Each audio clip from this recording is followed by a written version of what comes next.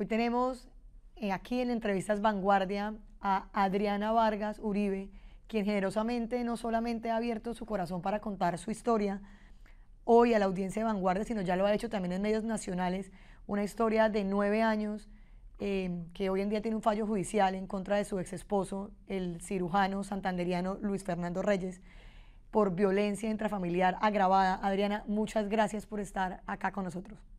Melissa, muchísimas gracias por la invitación y por abrir los micrófonos de un medio regional tan importante como Vanguardia. Como para que entren un poco en contexto y puedan ampliar esta entrevista, uno escucha toda tu historia y lo primero que te quiero preguntar, Adriana, es que empecemos un poco de hoy y después vamos hacia atrás, pero a hoy, ¿en qué va tu historia? ¿Cómo te sientes después de haberla hecho pública, después de ese fallo judicial? ¿En qué vamos?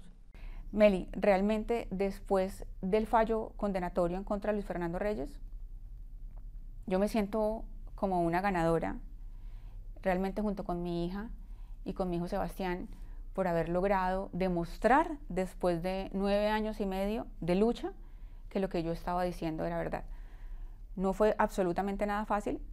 Hay personas que me dicen que por qué está lejos, que por qué no lo han capturado, y pues es importante contarles que es un fallo en primera instancia que va a un ente superior que es el tribunal, y en el tribunal revisará nuevamente el fallo de la juez para o nuevamente ratificar el fallo que dio la juez 24 penal municipal, o para colocar otras medidas, pueden imponer medidas más fuertes, y en un caso pues una absolución si el fallo o el tribunal lo decide así. Digamos que a pesar de que haya un fallo condenatorio, tú cuentas que él en este momento está fuera del país y que además lo ves en sus redes sociales. ¿Eso sigue siendo así? O sea, él en sus redes sociales sigue publicando. Sí, imagínate que después de el fallo, lo primero que aparece es él en una playa en Dubái diciendo que él, mientras la gente se desgasta, yo voy a seguir disfrutando. Entonces ahí es donde mucha gente se pregunta, pues, finalmente, ¿cuál es el sentido de denunciar y cuál es el sentido de atravesar durante estos 9 años y medio por todo esto? Es una situación compleja. Sin embargo, quiero contarte que nosotros nunca pedimos una medida cautelar para que Luis Fernando Reyes fuera capturado o fuera también llevado pues como a la cárcel. Yo creo que he tenido durante todo ese tiempo como muchas motivaciones desde el momento en que yo decidí denunciar. Y la primera, cuando estaba un poquito más joven, creo que era como mostrar valentía, que contar la verdad, que estas cosas pasan. Pero cuando fue pasando el tiempo, me empecé a dar cuenta que María José, mi hija, era la víctima que continuaba en la historia. Entonces esto me fue llenando de más motivos. Y lo único que hoy me mueve realmente es contarles a las personas que sí se puede. Durante todo este tiempo que yo viví en el proceso, puedo manifestar que no es nada sencillo, que hay muchas rutas que se muestran en los municipios, en las gobernaciones también, carteles que tú ves en la fiscalía, ¿verdad?, donde te dicen y te muestran una hoja de ruta, pero cuando la inicias, definitivamente lo único que encuentras es mucha soledad. Y mucha soledad no solo porque los funcionarios no quieran ayudarte o porque no puedan ayudarte, porque muchas veces tampoco hay recursos para poder hacerlo. Pero sí te puedo decir que un funcionario que haga lo que debe hacer puede salvarte realmente la vida. Adriana, cuando yo, digamos que para hacer un poco a la gente que no conoce la historia, tú cuentas pues que conoces a Luis Fernando Reyes, que además era muy guapo, lo es pues, y dices, bueno, yo me voy encantando de esto, pero a mí me llama la atención que tú cuando cuentas tu historia, tú dices, él casi que en la primera salida te habla de hijos y que si tú puedes tener hijos o no.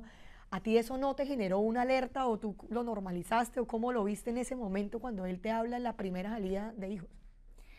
Pues yo vivía en Estados Unidos ya bastantes años, entonces yo crecí allá y tal vez por la cultura tú no ves eso como tan dramático. Creo que en Estados Unidos la gente aprende a ser de una sola pieza, o sea, no es como que el sarcasmo, la ironía, o uno no se imagina como tantas cosas malas, como que sencillamente es un tema del que uno puede conversar con alguien. Y a mí lo que me parecía era que él estaba siendo demasiado acelerado, porque yo incluso le dije a él, ¿para qué quieres casarte si acabas de graduarte? O sea, yo conocí a Luis Fernando Reyes acabado de graduar, o sea, no era el médico que es en este momento. Entonces yo le dije, si te acabas de graduar, ¿para qué quieres tener una familia? Hijos y de matrimonio, casi que en cuánto tiempo, Ari. Aproximadamente, Meli, mira, yo lo recibo en Houston, lo ayudo con unos pacientes para que él haga pues como algunos tratamientos y pueda como recoger algo de dinero y regresarse para Colombia. Esa era la intención. Y él regresa a Bucaramanga y yo lo veo ya involucrado con mi familia. Entonces mis papás me decían que lo veían a él muy solo, que dónde estaban los papás de él, que quiénes eran los papás o los hermanos. Y mi papá y mamá pues trataron como de acogerlo dentro de nuestra familia junto con mi hermano, y él empezó a pasar días con ellos. Entonces mi mamá empezó a conseguirle personas como para que lo ayudaran con la limpieza de su ropa, con la alimentación de él.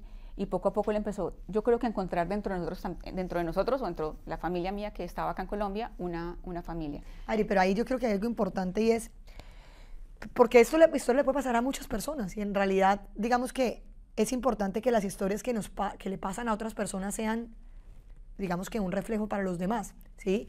Y a mí me impactan 3 cosas, y es, primero, cómo tan rápido se involucra con tus papás. Segundo, cómo casi que en la primera salida te habla de que si quieres tener hijos, y además con él. Y tercero, cómo tan rápido propone matrimonio. Esas alertas, eso no es usual que le pase a uno con todas las personas que uno sale, pues. Entonces, quiero como que hablemos un poco de eso, de ese acelere que uno a veces puede decir, uy, está acelerado, y uno lo compara con las amigas, y uno dice, uy, sí, este man va toda, pero igual eso, yo siento que ahí hay un red flag importante, y quiero que me cuentes un poco si para ti lo había, o tú dices, no, pues en Estados Unidos es diferente, pero, o si para tus papás fue raro que él llegara de una vez a la casa de ellos, ¿por qué llegó allá? ¿Cómo llega a tu vida? Tú dices que por un amigo, pero ¿cómo él logra tan rápido tocar esos temas contigo, ir a donde tus papás y demás? Entonces cuando él se regresa, él empieza a decirme, mira, como que tu familia es súper bonita, ¿por qué no, ya llevas mucho tiempo allá? ¿Por qué no te vienes?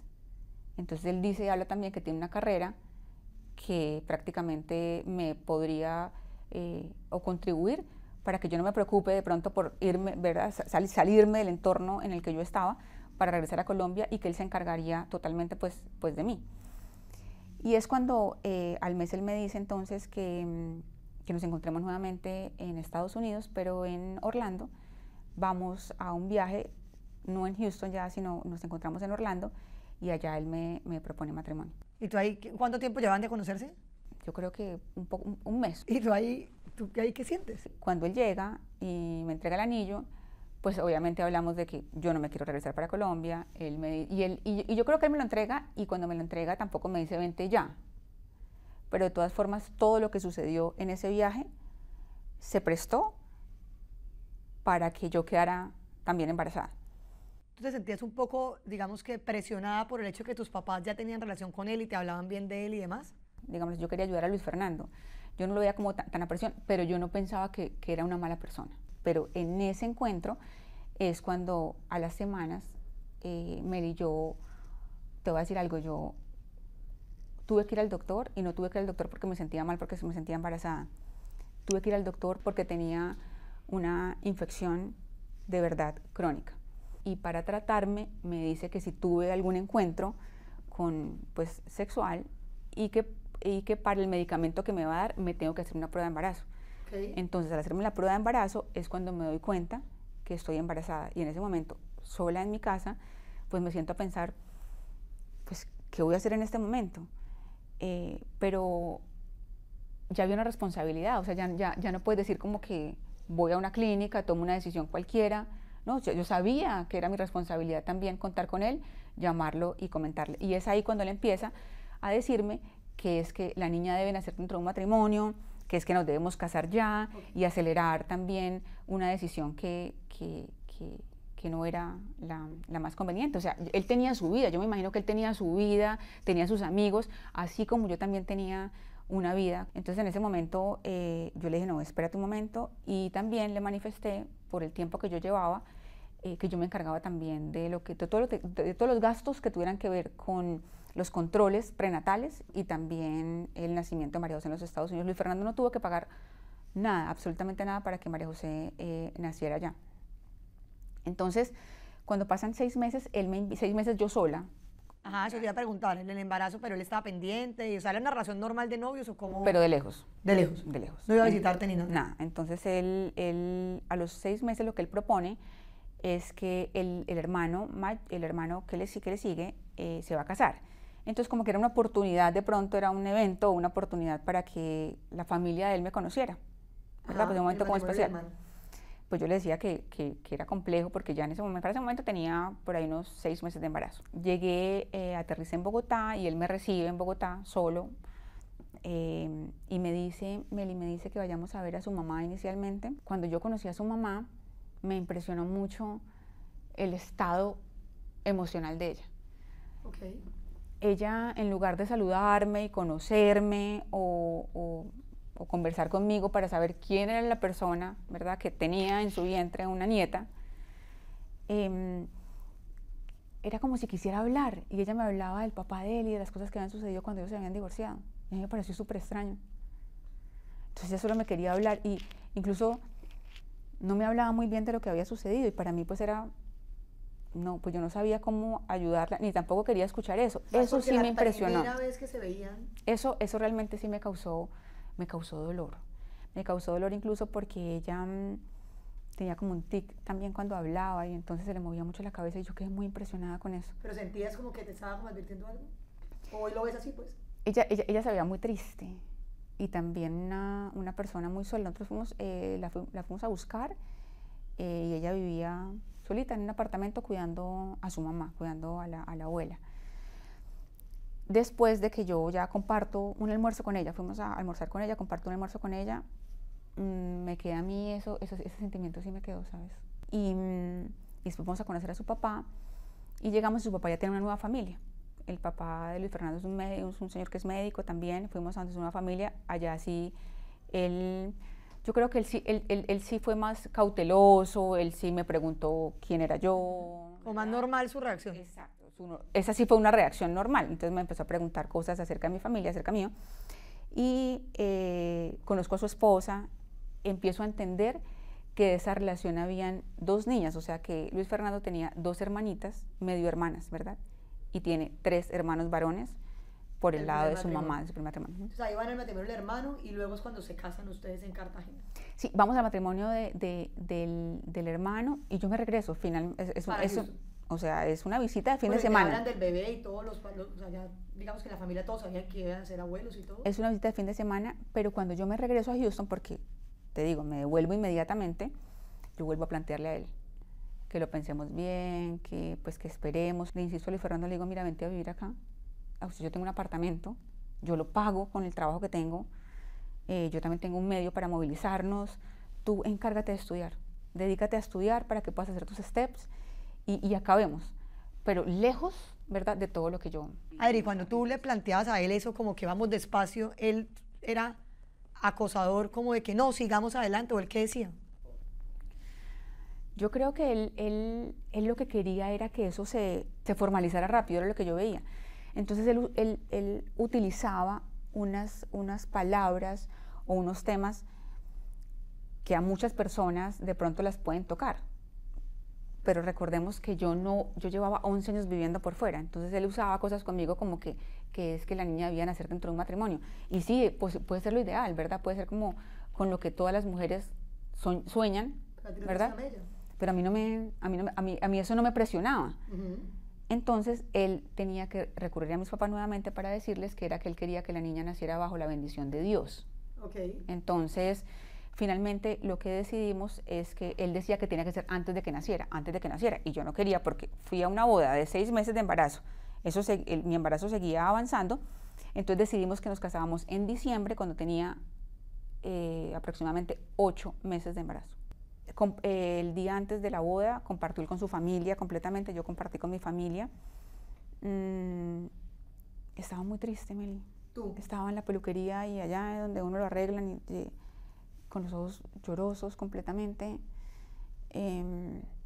pues pensando que sí, efectivamente iba a dar un paso, para mí era un paso muy importante, para mí era estar frente a Dios, dando un paso, y estaba totalmente confundida.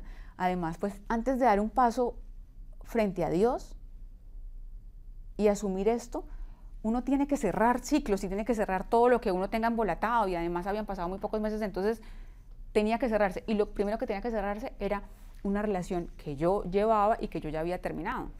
Yo la llevé, yo la terminé, en el momento que estoy embarazada, pues efectivamente totalmente se acaba la relación.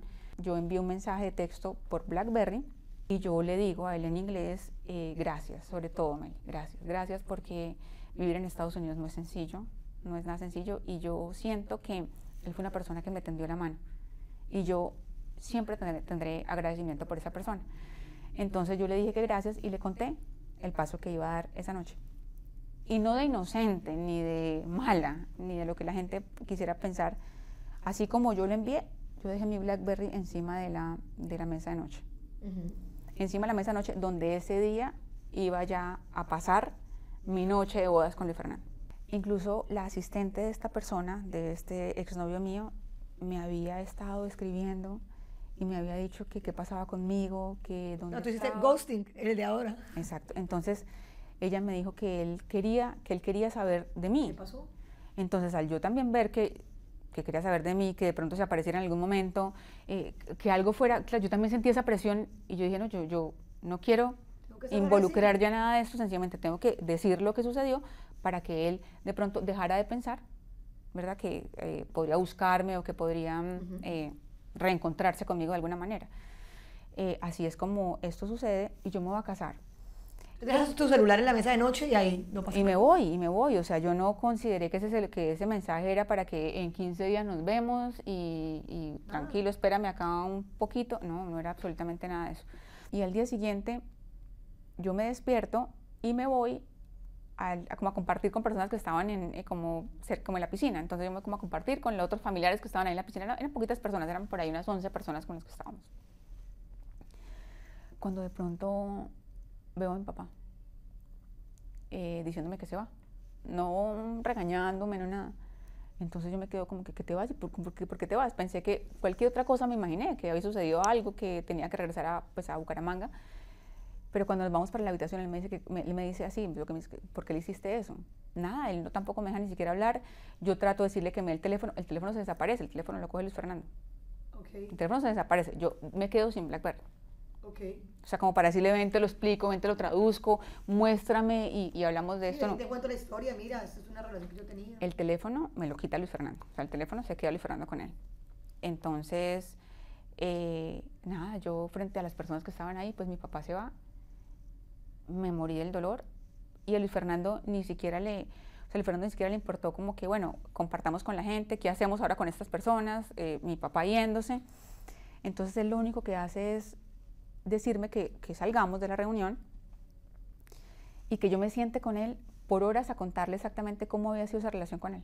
Entonces yo le decía, bueno, o sea, ya en este momento es como yo también preguntarte a ti cómo fue tu exnovia, por qué terminaste con ella, o sea, ya casados, y si te duele tanto o si te molestó tanto, que yo le diera las gracias a este señor, ¿verdad? Por lo bueno que de alguna manera se portó conmigo mientras yo estaba en Estados Unidos, pues se lo planteé, Mel, se lo planteé. Y no se lo planteé por mala, se lo planteé porque creo que la vida tiene que ser de resoluciones. Y yo le dije a él, regresemos. Acá hay unas personas que han venido a compartir con nosotros. Compartamos con ellos, nos regresamos a Bucaramanga y hacemos lo que debemos hacer, que es demos un paso y nos divorciamos. ¿De una vez? De una vez, yo le dije eso. ¿El mismo día del matrimonio? Yo le dije eso. Yo sí se lo planteé, se lo dije. Y yo en mi corazón también decía, pues, yo regreso a mi vida y tú regresas a tu vida, ¿verdad? Y acá no nos hacemos daño y no nos hacemos daño pues como absolutamente nadie, pero él se empeña, insiste en que no, en que su hija y que su hijo iba a nacer. Y inmediatamente nosotros regresamos y yo, o sea, inmediatamente me voy para Houston. Apenas yo llego, me veo con el obstetra que me había estado revisando y había perdido líquido amniótico. Entonces finalmente lo que decidimos es que esto pues como que suceda rápido y tener a María José. Luis Fernando sigue en Colombia trabajando porque realmente él estaba empezando a trabajar.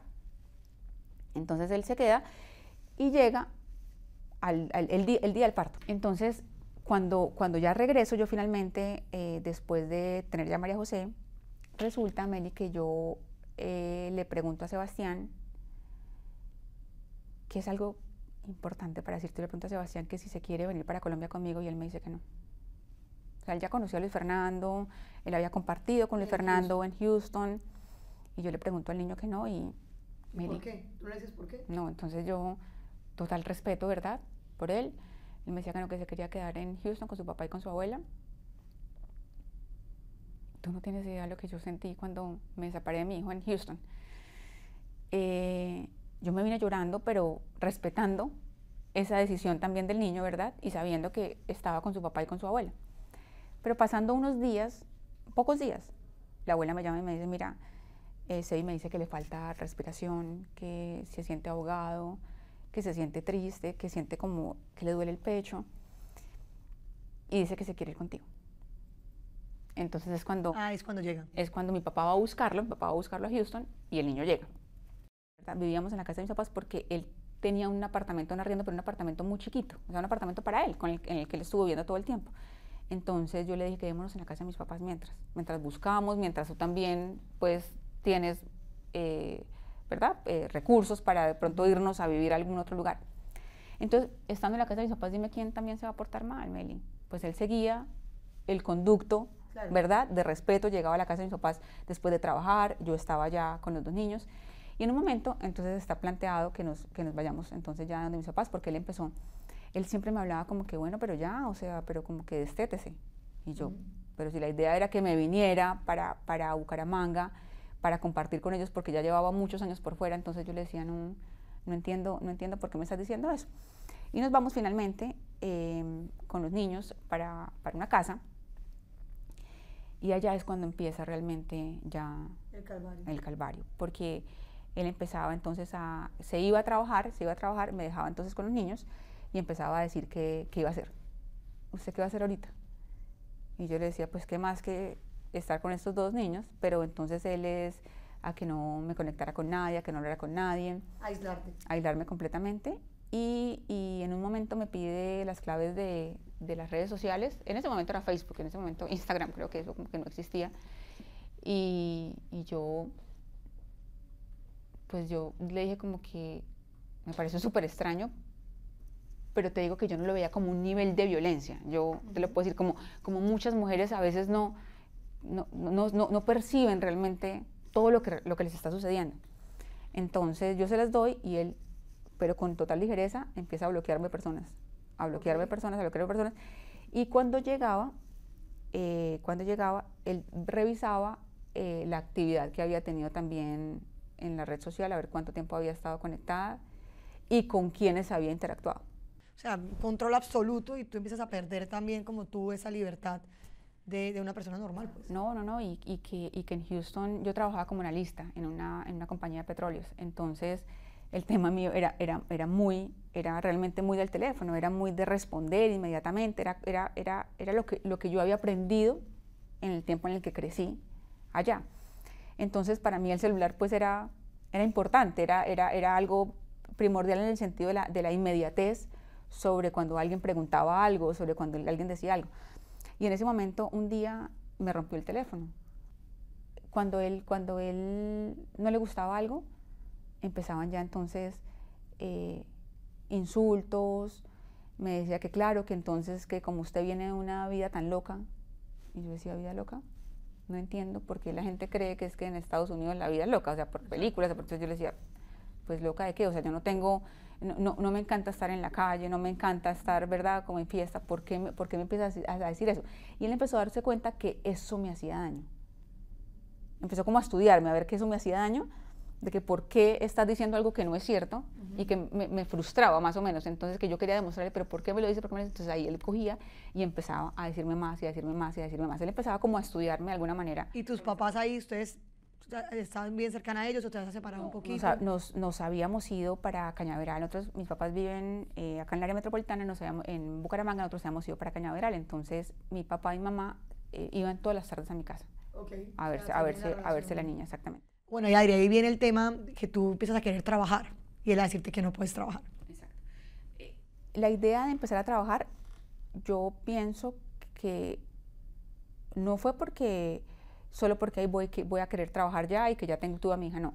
La idea de querer trabajar era porque para ese momento en Sebastián también y en los meses que habían pasado yo ya me había gastado recursos míos, ¿verdad? Como que lo que yo traía de ahorro ya me los había gastado.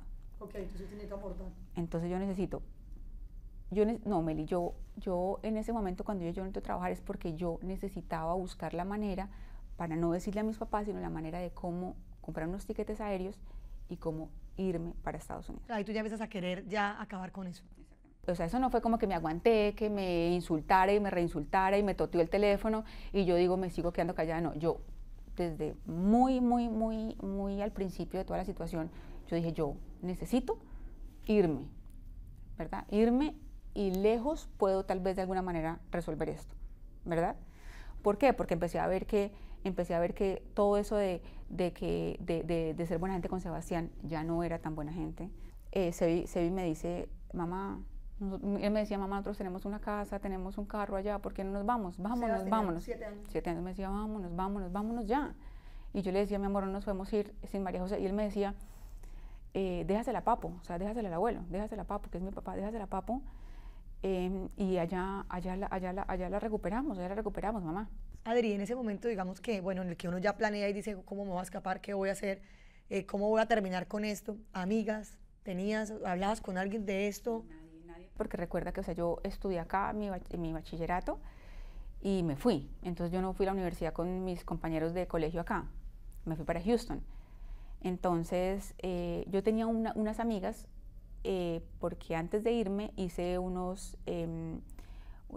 parte de un programa en la Universidad Pontificia Bolivariana, entonces tenía como un par de amigas que antes de irme, eran las últimas personas, recuerdo mucho, eran 3 amiguitas mías, las últimas personas como que yo tuve como contacto y cuando regresé como que les dije, bueno, pues estoy acá y tengo una hija. ¿No hablabas con nadie de ese dolor? No, mis amigos no, Casi que Sebas era pues tu confidente sin hablar mucho, pero él sabía. Él era, exactamente, entonces pienso en cómo puedo resolver yo misma y pensé que la única forma era conseguir recursos, ¿verdad?, para irme y en Estados Unidos poder solicitarle al gobierno que me ayudaran a recuperar para María José y contando ya apartes de algo que ni siquiera había pues iniciado prácticamente, ¿verdad?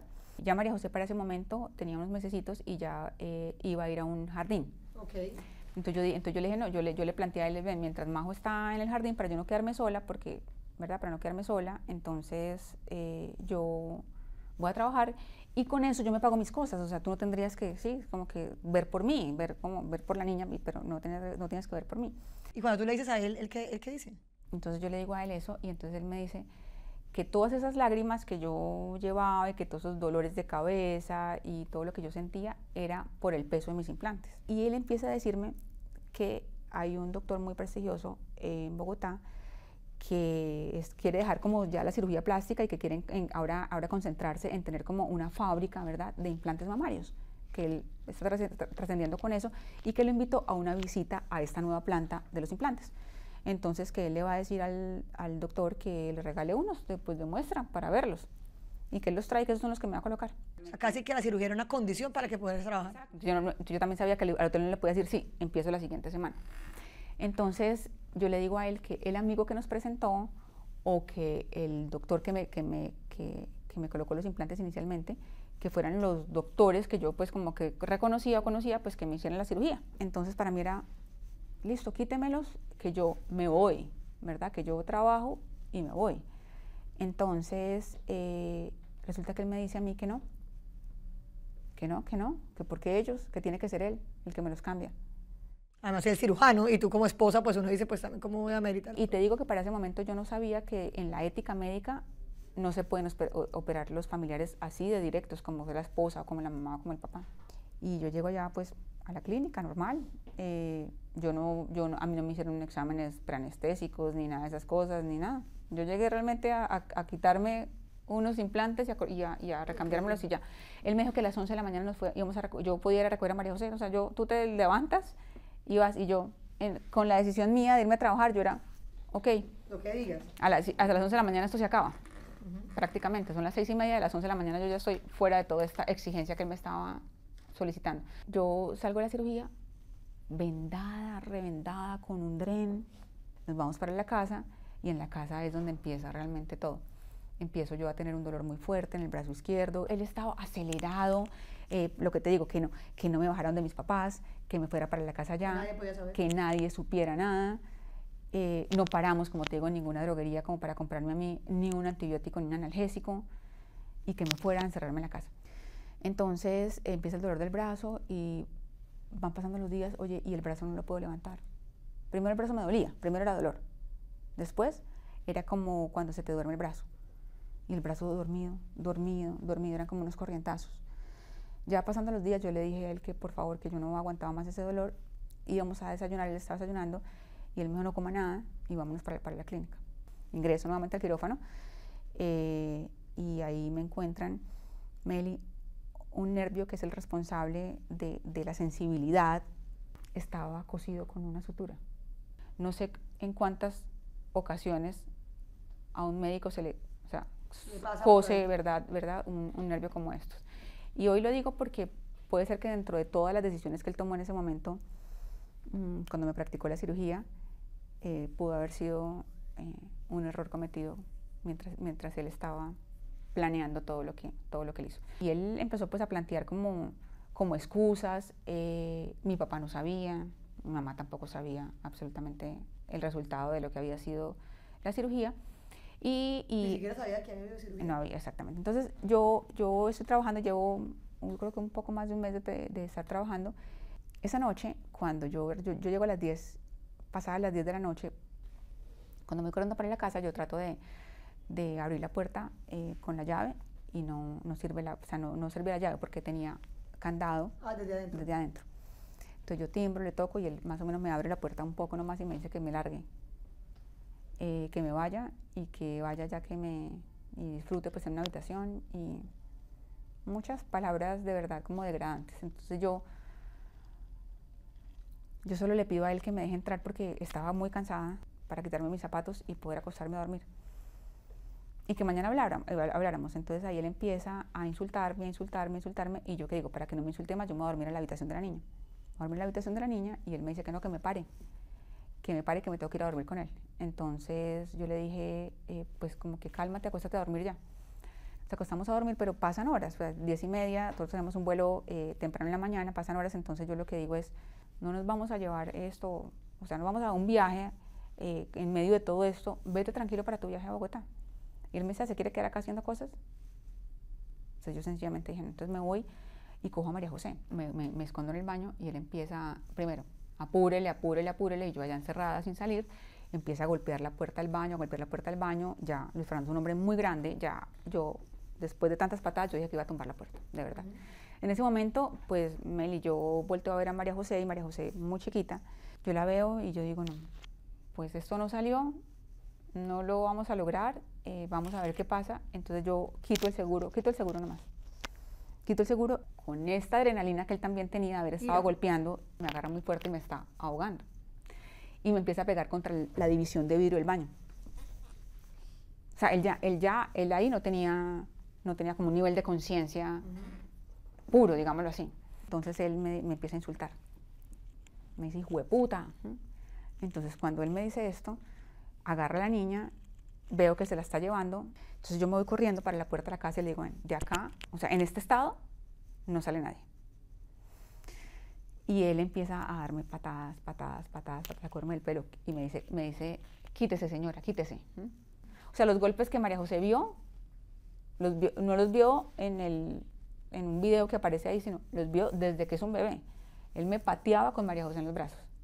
Yo tenía patadas en las piernas, como cuando tú ves a una persona que se roba algo y lo quieren linchar prácticamente. Ese tipo de golpes me daba Luis Fernando a mí.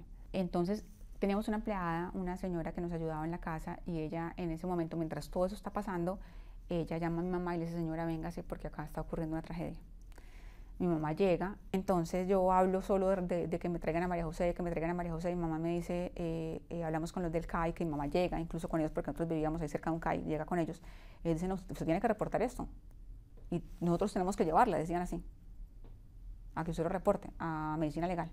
Vamos, allá me revisan y me dan 15 días de incapacidad.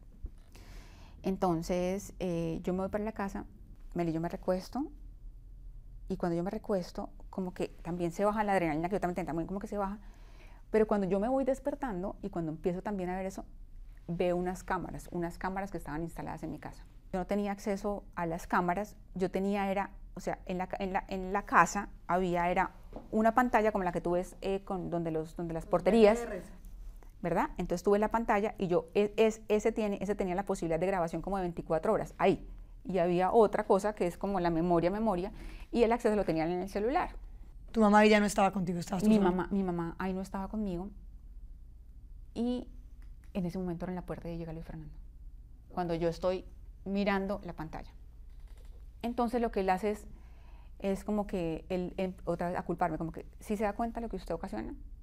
Y mientras él me dice esto, es que es culpa tuya, como con una naturaleza completa, que ahí se desconocía realmente la persona a la que empezamos a hablar, a esta persona. Me tira, me pega, arranca los cables, baja, lo guarda y se sienta a ver televisión. Tu mamá después te vuelve a tocar el tema, tú hablas con ella, ¿qué pasa después? Claro, es ahí cuando yo le cuento a mi mamá y le muestro a mi mamá, abro la camisa y le muestro a mi mamá los senos. Ah, también le muestras el tema. Mira qué te dice. Ella no podía creer eso, lo que ha pasado.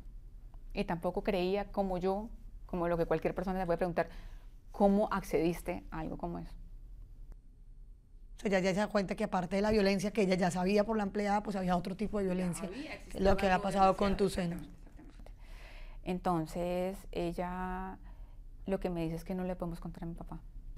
Entonces mi mamá me empieza a apoyar mucho más con el tema del trabajo, y mi mamá entonces está en la casa, me acompaña, ayuda con María José para que él supuestamente siguiera creyendo que los momentos de trabajo eran muy pocos, porque cuando empecé a trabajar también me empezó a decir que era mala mamá, a señalarme de mala mamá. Y con el de mala mamá, entonces yo empecé a preguntarle que por qué mis senos habían quedado así, y él me decía que yo era una vanidosa y que Dios me iba a castigar. Era muy difícil trabajar porque era que tenía que correr, porque si no llegaba entonces él decía que era mala mamá, pero también empezaron a aparecer las cámaras, y las cámaras entonces empezaron a dejar la idea inicial, que era para un tema de seguridad, de que no se robaran cosas, para decirme a mí cuando él se iba, que le mostrara cómo estaba vestida. Okay. Para él validar, entonces yo tenía que colocarme faldas muy largas, zapatos no muy altos, bucitos o camisas, para que él me dijera como que sí. Si yo me colocaba por lo menos algo como con lo que estoy vestida, él me decía que me veía como una perra, que a quién era que yo quería ir a conquistar y demás. Entonces, mientras eso pasa, paralelamente con la incapacidad y con la ida a la fiscalía, se abre un proceso penal contra Luis Fernando. Se abre. Y empieza la fiscalía a llamarme. La fiscalía asignada empieza a llamarme. A hacer seguimiento del proceso. A llamarme, a decirme que tengo que venir entonces a dar declaración. Entonces ahí él se entera, entonces él dice que cómo así, que cómo fui a hablar, que cómo fui a decir, o sea, con cero conciencia de los golpes que me había dado, de que cómo así, o sea, cómo se va a ir a usted a abrir la boca. Entonces en ese momento va y busca a mi papá y le llora totalmente a mi papá que María José se va a quedar sin un papá, si él le van a meter a la cárcel, y yo dejo de asistir a la llamada de la fiscalía, yo no ayudaba y no contribuía. Entonces nos llaman a una audiencia, con un juez penal. Cuando ya salimos de la audiencia, él me dice, ¿tiene huevo usted cómo me trae a mí a esto? Como ya con señalamientos, no sé qué más. Entonces me obliga y me dice que debemos ir a la fiscalía para yo ir a decir que había sido mentira lo que yo había hecho. O sea, que además afectaba por el tema mío físico, pues mis senos, yo decía, o sea, como que tú empiezas a pensar, ¿será que estoy mal? ¿Será que estoy haciendo las cosas como no deben ser? Y empiezas a perderte en todos tus pensamientos. La denuncia se precluye, y se precluye diciendo yo que él me había reparado a mí, que me había reparado. Pero para decirte que ni siquiera la fiscalía ni nadie validó ni verificó cuál había sido la famosa reparación. O sea, eso se cerró así, y no hay realmente sustento donde diga cómo fue la manera en la que Adriana Vargas se reparó, ¿verdad?, de ese proceso. Él empieza entonces a pedirme perdón nuevamente, a decirle a mi familia que lo que pasaba era que él era un hombre muy celoso, que él no sabía lo que había hecho. Entonces empiezan a aparecer también situaciones muy tristes, y era que él había fines de semana que no dormía en la casa. Entonces él decía que ya para congresos, que para cursos, pero cuando se iba para mí era pues un descanso total, ¿verdad? Pero entonces ahí también empezó otro proceso muy, muy complejo, y era que él empezó a involucrarse con otras personas. Entonces finalmente yo empiezo a ver todo esto, y ahí Luis Fernando se va a vivir con alguien. Luis Fernando se va a vivir con una paciente. Cuando él empieza a vivir con ella, empieza a plantearme también, él me dice que nos divorciemos. Él coloca una demanda de divorcio, y yo ya, pues en ese momento que empieza ahora todo ese proceso en el que él dice que se quiere divorciar, pues ya, o sea, entonces empezamos con todo esto, pues ya él se va con otra persona, con la persona con la que estaba, y de pronto, en ese momento es cuando nos plantean el retiro de Emaús. Alguien ve la situación tan difícil que se está viviendo, pero yo creo, Meli, que lo que más veían era a una persona demasiado confundida, ¿verdad? Una persona, un médico como con una carrera, que tenía una esposa, que tenía una hija, que ya lo estaban viendo con otra persona haciendo cosas. Entonces como que eso hacen las personas, las personas. Tratar de ver cómo siempre queremos salvar un hogar. Entonces al final dice, bueno, pues inténtenlo, hagan el último, a ver si de pronto Dios restaura. Nos habían planteado retiros marianos, y después apareció el retiro de Emaús. Yo soy la que, después de hacer el retiro de Emaús y caminar, lo invito a él y le digo que, y él con la otra persona. Ya está, ¿cuánto nos trae? Yo lo invito a él, yo pago el retiro de Luis Fernando también, y le digo que independiente pues de lo que fuera a pasar con nosotros y demás, que hiciera, que tuviera la oportunidad tal vez para él ¿sí? de poder calmar un poco toda esa, o sea, todo lo que yo, haberme operado, haberme hecho todo esto, agredirme, insultarme, tener ahora a otra persona, vivir con otra persona prácticamente, que era lo que pasaba. Entonces él camina, y en ese momento, entonces, cuando tú terminas el retiro, te dicen que pues si tú quieres dar un testimonio de lo que fue pues esa vivencia, ¿no?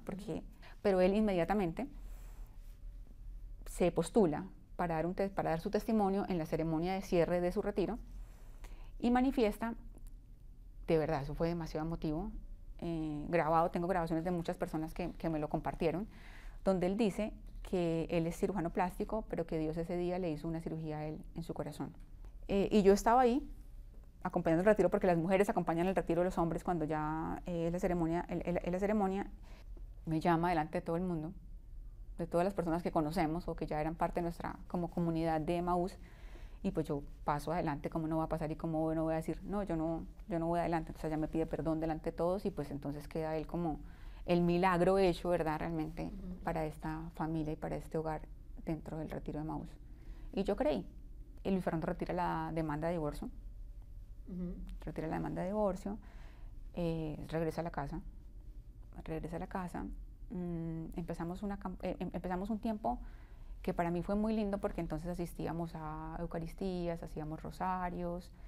Para mí era sanador.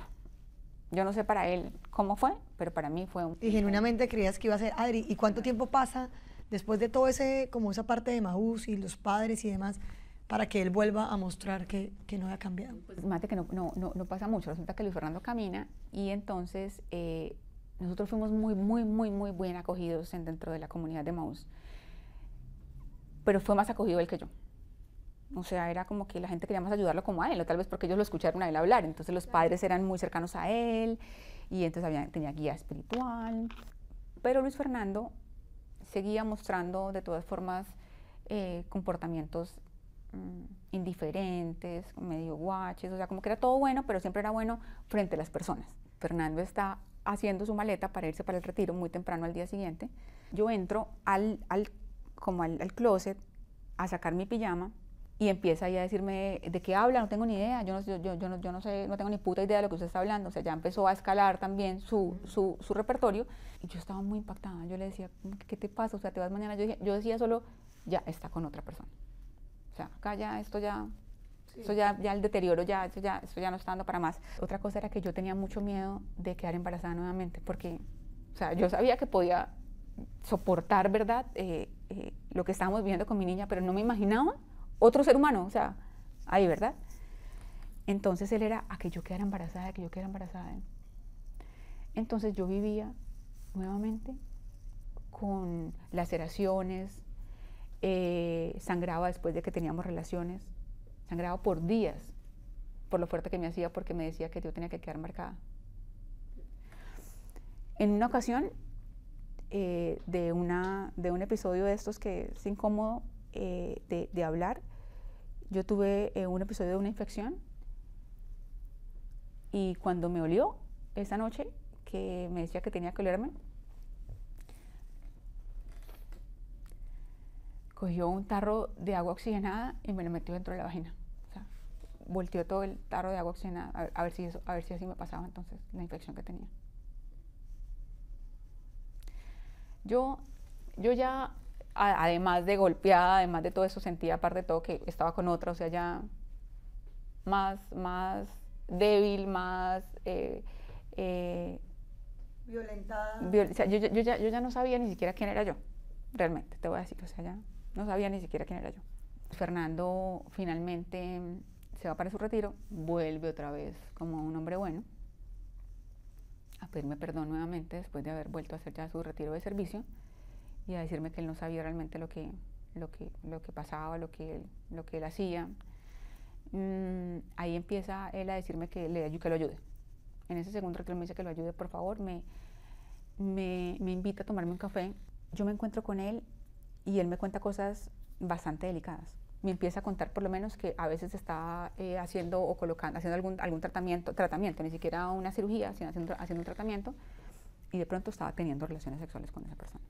Me mostró Meli una serie de personas con las que él había tenido esas situaciones. ¿Y tú ahí lo sentías que él estaba siendo honesto? Es que acaba de pasar el retiro, entonces yo sentía que él decía, estoy harto de esta otra personalidad que tengo, ¿verdad? De esto que estoy cargando conmigo mismo, estoy harto. Y me decía como que no tengo a quién más. Finalmente no tengo a quién más, a quién recurrir. Yo le digo a él, mira, yo me estoy sintiendo supremamente mal. Yo vivía realmente en el Santísimo llorando, cada mañana entregándole a Dios a mis hijos, diciéndole, son tuyos y haz tú con ellos lo que tú quieras. Yo te los entrego. Entonces, yo le planteo a él, le digo, mira, si tú quieres ayudarte, hay que ir a donde el psiquiatra, pues para que nos ayude, porque él me estaba pidiendo ayuda a mí, entonces yo, para que nos ayude. Y yo le dije a él también, yo me estoy volviendo loca, también voy al psiquiatra, ¿te parece? Entonces yo también voy, porque yo sentía eso, yo decía, Dios mío, vamos a donde un médico. Yo lo busco porque vuelven a empezar a pasar los días y vuelve entonces a que ya otra vez a que toda esa decisión, ¿verdad? Vuelve como, pues su carrera también. O sea, yo incluso dentro de todas las cosas que descubrí, veía como por lo menos una paciente que le operaba una nariz, le mandaba unas fotos en brasier. O sea, como que, doctor, mira mi evolución. Entonces, pues yo también en un momento pensé que qué difícil para este hombre también todo esto. Inclusive pacientes de liposucciones como en estudios desnudas totalmente, pero ya todas arregladas. Y él en los libros con fotos de pacientes desnudas. Vuelve a pasar el tiempo y resulta que le entrega un iPad a María José, no lo resetea, o sea, no lo borra totalmente. Oye, y me encuentro ahí entonces que la niña que nos ayudaba y le hacía las manos a Luis Fernando, entonces él le compraba tiquetes aéreos y se iba con ella entonces el fin de semana, tiquetes de viernes a las 6 de la tarde y regresaba ella el lunes a las 6 de la mañana. Empecé a encontrarme también mensajes donde le decía a mujeres que él era el novio de ella y que porque no se encontraban en Medellín, pero personas que eran de otros países, que eran visitadoras médicas o gente que él conocía en congresos, que se vieran en Medellín, que se vieran en México, una serie de cosas. Entonces yo ya dije, no, acá ya no hay nada que hacer. Yo dije, acá ya no hay nada, absolutamente nada que hacer. Lo que hay que hacer es ya sencillamente divorciarnos, ¿verdad? Ya acá es perdido todo esto. Agotado todas las opciones. Él se va de la casa y resulta que empieza a ir y venir, a ir y venir, a ir y venir. O sea, que cuando quería acostarse conmigo, entonces aparecía, llegaba por la noche, abría la puerta de la casa como si nada. Entonces yo le digo a él esa noche, le digo a él, ven, no, por favor, vete. Y él entonces como que, oye, pero no, ven, cálmate, mira, entonces hablemos por el amor que nos tenemos, y resulta que me estaba grabando. Y empieza como que a conducir como una conversación, pero yo le decía a él era, vete, vete, vete, vete, y era como que no, calmémonos, mira por la niña, no sé qué más cosas. Entonces yo le dije a él, no, ya no más, o sea, ya, yo no quiero absolutamente nada contigo y necesito que te vayas, o sea, necesito que te vayas de esta casa, porque yo ya no, o sea, ya esto no puede continuar. Entonces, él hábleme y me decía que entonces que no, que era que él quería llevarse a María José para Estados Unidos. Entonces yo le dije, no, la niña no se va para ningún lado, o sea, menos ya viendo un baby doll y una ropa interior y ya entendiendo un poco más la dinámica. Yo le dije, no, o sea, no, María José no se va. Y no porque no se fuera, porque mira, pues qué chévere que los hijos de uno se van de vacaciones y todo esto. Porque no, porque ya habían muchas señales de quién era este señor, o sea, yo cómo iba a mandar a mi hija bebé, ¿verdad?, chiquitica con ellos. Además, te cuento algo, había recibido llamadas por lo menos como de personas que me decían, oye, vimos a María José en McDonald's. ¿McDonald's? ¿Y con quién? ¿Con el papá? No, estaba con una muchacha. ¿Yo con una muchacha? Entonces por llamado, oye, ¿con quién está María José? Ay, María José está con un asistente. Resulta que la dejaba donde supuestas como novias, como para decirle, mire, acá le estoy dejando mi trofeo, mi tesoro más preciado, para que las personas creyeran que de verdad estaba entablando una relación con él. Entonces María José me dijo, mamá, es que yo estuve en esta casa, en esta no sé qué más, en este desde cuándo, con tal persona hacemos esto, mi papá me deja siempre en el consultorio, o me deja entonces con mis tíos. Entonces empezó a aparecer todo esto y yo dije, no. Entonces ahí me está grabando y yo recuerdo mucho ese momento en que yo llegué y le dije, mire, o sea, usted es una persona detestable. A ustedes realmente, ya usted no se le puede creer, usted nada. Y él con el cuento de que, no, mamacita, ya cálmate, mira, bueno, ya. ¿Sabes qué me planteó esa noche? Me planteó que nos divorciáramos, pero que empezáramos de nuevo como novios. Él me empieza a provocar, y entonces yo cojo la poca ropa que tenía, porque tampoco era que ya se había llevado mucho, y le dije, tiene que irse. Entonces me dice, ¿por qué me tira la ropa? Entonces yo le digo, también quiere que se la recoja, porque necesito que se la lleve, ¿verdad? Entonces yo lo que hice del desespero fue coger el vaso de agua y tirarle el agua, como reaccione ya, no ser tan cínico, exactamente. Entonces cuando yo veo que él empieza, me acaba de tirar agua, me acaba de tirar un vaso de agua, yo dije, o sea, ya, eso es ser uno demasiado miserable en la vida, de verdad, ya una persona así, ya mire, ya tú dices, yo ya no sé por dónde más, ¿verdad? Además que él ya con los años ya había tenido ya más de tu conocimiento, las personas ya lo conocían, ya tenía más pacientes, ya tenía más recursos, ¿verdad? Ya era una persona más conocida, mientras que yo, ¿qué era?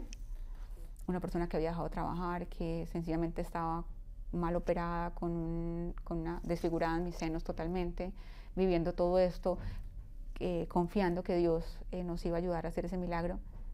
Y detrás de todo eso habían solo mentiras por parte de Luis Fernando. Luis Fernando ya prácticamente se había ido a la casa. Yo le digo a él que yo no tengo recursos para abrir iniciar el proceso de la demanda de divorcio, que lo inicie él. Entonces me llega la demanda de divorcio, y ¿cómo te parece que llega la demanda? Entonces ya Luis Fernando lo poquito que teníamos ya lo había cuadrado, ya lo había escondido, ya. Y además me estaba acusando de infiel. O sea, como que a voltear todo, y que me quitaba la niña, y que él se iba a encargar ya, porque yo vaciada, ¿cómo iba a ver por María José? Yo me llené de terror con esa demanda. Y nada, me invitan a Bogotá, hablo en Bogotá y les cuento, oiga, ayúdenme por favor, necesito una abogada para poder contestar esta demanda. Allá vamos a contestar esta demanda. Dijeron, por Dios, o sea, acá lo que hay es un caso completo. No, el caso se puede traer para Bogotá, ¿verdad? O sea, como que la defensa la podemos hacer desde Bogotá. Pero yo les digo a ellas que yo no me veo pues como en Bogotá viviendo.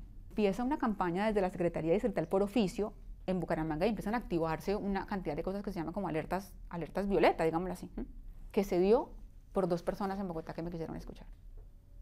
Por 2 funcionarios que, en lugar de darle pereza una nueva historia de violencia contra la mujer, que seguramente todos los días llega una nueva, que pueden llegar más de 40 diarias. Entonces la escuchamos, ¿verdad?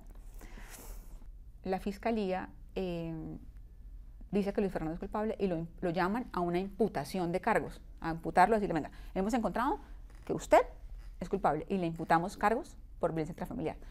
Finalmente, del 2016 al 2018 se suspende, en el 2021 vuelve a retomarse, en el 2023 se acaba como toda la etapa probatoria, que es una etapa muy, muy, muy importante dentro de los procesos, es donde todos traen sus pruebas, o sea, Luis Fernando trae todo lo que él quiere traer, ¿verdad? Incluso ahí llevó audios, el audio de, me tiró un vaso de agua, cosas así. Tú llevas todo lo que quieras, se validan, se revisan por un juez de control de garantías, el juez de control de garantías dice, bueno, como que sí, esto, y termina con un escrito que dice, bueno, listo, va a pasar nuevamente al juez, y estas son las pruebas, y estos son los testigos. También estaba el proceso penal caminando, cuando la juez de familia falla y encuentra a Luis Fernando Reyes como culpable por violencia intrafamiliar. Contrata un nuevo abogado y eso se va a segunda instancia, que es un tribunal de familia. Entonces el tribunal de familia condena a Luis Fernando también por violencia intrafamiliar. Entonces Fernando tiene 2 condenas civiles, o sea, la juez de familia tiene la condena también del tribunal de familia y sigue el proceso nuestro penal también. Y de pronto Fernando se me acerca y me dice, Adriana, mira, yo he tratado ha dejado de pagar los alimentos de María José, se alzó en bienes, hizo un proceso de reorganización diciendo que no tenía absolutamente nada, o sea, colocó todas las pilatunas más o menos que puede hacer una persona, las hizo él tenía pues abogados para que le colocaran toda esa cantidad de cosas.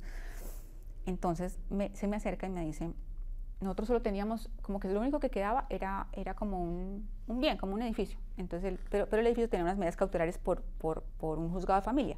Entonces él me dice, mira, es que definitivamente hay que venderlo, vendamos eso, y con lo que nos quede, entonces, ¿qué tal? ¿Te parece si ya, o sea, acabamos con todo esto? Me decía mucho que firmara un documento, que se llama un documento de transacción, que con eso liquidábamos también nuestra sociedad conyugal, y que él me entregaba entonces la mitad o el dinero de lo que costaba ese edificio. Y también él no podía salir del país en ese momento porque debía alimentos de María José. Entonces él tenía un viaje a Nueva York y él vino súper mansito a decirme que mira el problema en el que estaba con la otra, que la otra era una mentirosa, que no sé qué cosas, que ella se quería quedar con todo lo que era de nosotros, la señora esa con la que se había casado, ¿verdad? Que por favor lo ayudara para demostrar que ella, esto, que ella no, que eso era de nosotros y que no era de ella, porque no sé si la señora también lo estaba reclamando o algo así, ¿verdad? Entonces él me dice, me paga lo que debía para que yo fuera a un juzgado. O sea, porque la gente dice que es que yo lo quiero como acabar, pero es que incluso en ese momento yo voy frente a una juez de familia y le digo, señora juez, ya me pagó, esto ayúdele para que le levante esa prohibición de salir del país, porque el señor tiene un viaje para Nueva York y se iba como que con quien es su nueva esposa en ese momento. Y entonces decía que no tenía dinero, que no había vendido el edificio, pero entonces estaba casando, tenía 3 clínicas, o sea, o tres nuevos centros médicos de él, uno en Bogotá, uno en Ibagué y uno acá en Bucaramanga. Se estaba casando en una boda con cantantes colombianos costosísimos, con gastos increíbles que yo dije, ¿qué pasó acá? O sea, vino acá, me pagó la platica supuestamente los alimentos de María José. Pues el documento, que nunca me dijo a mí, entrégamelo, yo creo que sí lo firmó, se lo llevó al banco, vendió el edificio, se cogió el dinero. Empieza una campaña entonces, oye, a impugnar la paternidad de María José, a decir que María José pues no era hija de él, a no entregarme lo que nos correspondía, después a no pagar alimentos, o los pagaba tarde, o bueno. Y empezó entonces, yo no sé, junto a ella una campaña de desprestigio, como que desprestigiémosla durante todo este proceso para demostrarle al juez ya penal que esta es una criminal, pues prácticamente. Entonces, que como es una criminal, entonces no le crean nada de todo lo que está diciendo. Adri, y en este momento, digamos, ¿sientes que se ha hecho justicia? ¿Cuánto falta para que se haga justicia? Y te digo algo, si tú ves el fallo, o cualquier persona analiza el fallo hoy, la juez lo que dice es, acá había una niña que está contando todo de manera muy coherente. María José le cuenta todo y el fallo hoy dice, que cualquier persona lo puede, el fallo hoy dice, no como lo quieren hacer ver algunas personas que no aceptan el fallo, seguramente allegados a Luis Fernando y el mismo Luis Fernando, que es que se usó una niña. No se usó a ninguna niña. María José habló, pero María José en ningún momento dentro de su testimonio, habló que ella tenía malos sentimientos contra su papá, o que alguien le decía y que su papá es malo y que su papá no lo quiere. Y eso fue lo que la juez valoró. La juez valoró todo lo que se hizo a través de todas las instituciones legítimas. A Luis Fernando le dijeron, sentimos mucho, pero todos esos peritos están viciados. Y la gente que usted está trayendo acá diciendo que usted hoy es una buena persona, pues si usted de pronto puede ser que haya cambiado. Puede ser que después de que tiene 2 fallos civiles, que tiene un fallo de una imputación por otra esposa, puede ser que usted de pronto haya querido ser diferente. Pero con esa señora usted fue así. Y eso fue lo que la juez encontró. En un fallo no todo el mundo queda contento, efectivamente hay alguien que queda descontento, y en este caso fue Luis Fernando. Pero descontento, Meli, con un fallo condenatorio, pero viviendo en Dubái. Entonces, tú dices, bueno, ¿cuál justicia? Para mí está hecha, para mí está hecha, para mi hija y para mí. Porque después del testimonio de María José, sabes que Luis Fernando decidió impugnar la paternidad de María José. Se encontró el 99% de hallazgos de que el ADN de ellos dos era totalmente compatible, y aún así quiso desconocerla. Entregan la prueba con la coincidencia, solicita otra. Entonces yo te pregunto a ti, ¿tú y yo sabemos cómo le afectó a María José eso? No sabemos, Meli, no sabemos. ¿Yo qué he hecho con Majo? Yo sí siento una responsabilidad muy grande, y creo que eso es un llamado para las mamás, no para hablar mal del papá, no. Pero uno como mujer, Meli, desde muy chiquita tiene que saber quiénes son las personas. Uno desde muy chiquito tiene que identificar quién está haciendo las cosas bien y quién está haciendo las cosas mal. No quién es bueno ni quién es malo, sino quién las hace bien y quién las está haciendo de manera incorrecta. Eso le he enseñado a María José. No quiero que siga sometida a eso. Por lo que te digo, Meli, son situaciones que vivimos cuando estamos pequeños, que sanarlos cuando somos adultos es muy difícil. Y yo no quiero que María José sufra, ¿verdad?, lo que en un momento la inconsciencia de su padre causó. ¿Qué siento hoy? Hoy la admiro. O sea, hoy mi hija es el ser humano que más admiro, de verdad. Pero lo que más admiro a María José es que en su colegio recibo constantemente certificados por responsabilidad social, por buena amiga, por buena persona, por amable, porque no hace bullying. Entonces, el corazón de mi hija no tiene odio. Y ese es el premio más grande que yo te puedo contar, Meli, después de todo esto. Después de todo lo que hemos vivido, hemos sido resilientes. Porque tuve que callarme durante 9 años y medio, y finalmente, para asegurarme de que podía hacerlo, lo hice con un fallo. No lo hice por querer dañar a nadie, porque venga, voy a hablar de él mal. No lo hice por eso, lo hice porque ya puedo contar lo que fue mi historia. Y cuando la cuento, hoy pienso que es porque María José merece contar su historia también, y que yo pueda ser su vocera en este momento, pero para contarle a muchas mujeres que sí pueden también denunciar, que no se queden calladas. Te agradezco por abrir tu corazón, por hacerlo de una manera tan generosa, y bueno, tú sabes que en Vanguardia tenemos las puertas abiertas para ti y para todas y tantas mujeres que tienen una historia como la tuya, más difícil o parecida. Gracias.